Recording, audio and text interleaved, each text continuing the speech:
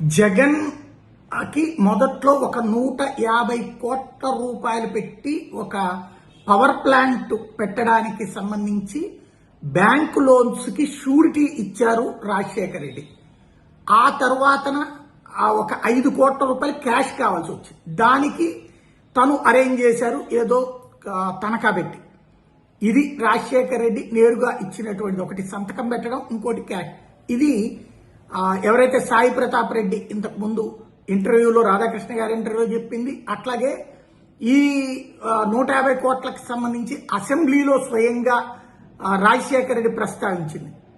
వాస్తవంగా రాజశేఖర రెడ్డి దగ్గర పెద్ద సంపాదన ఏం లేదన్నది ఇంతకుముందు కాంగ్రెస్ తెలుగుదేశం వాళ్లే మాట్లాడతారు. ఏమని, 2 ఇంటికి కూడా డబ్బులు లేక ఆ రోజున ప్రభుత్వానికి అప్లై చేసుకున్నాడు. ఆయనకి జగన్కి ఎక్కడి నుంచి ఆస్తి వచ్చింది అంటే, మరి రాజశేఖర రెడ్డి దగ్గర ఉన్న ఆస్తి ఏంటి?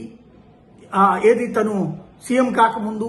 ఆ తర్వాతన ఇక్కడ జగన్ వ్యాపారాల ద్వారా సంపాదించిన డబ్బులతో ప్రయోజకుడయ్యి తనకి కూడా డబ్బులు ఇస్తున్నాడు అన్నటువంటి విషయాన్ని, ఎన్నికలకి వీటి ఖర్చులకి ఇస్తున్నాడు అన్నటువంటి విషయాన్ని రాజశేఖర్ రెడ్డి చెప్పారన్నటువంటిది సాయి ప్రతాప్ రెడ్డి మాటలు కూడా గుర్తు చేస్తూ, మరి అంత తక్కువ అంటే ఇప్పుడు షర్మిలకి 230 కోట్లు ఇవ్వడంతో పాటు రాజశేఖర రెడ్డి ఇచ్చిన ఆస్తులతో పాటు ఇవన్నీ ఇచ్చిన కూడా ఇంకా ఏదో కావాలంటే ఏంటన్న పాయింట్ని ఇప్పుడు వైసీపీ శ్రేణులు ప్రచారంలోకి తెస్తున్నాయి.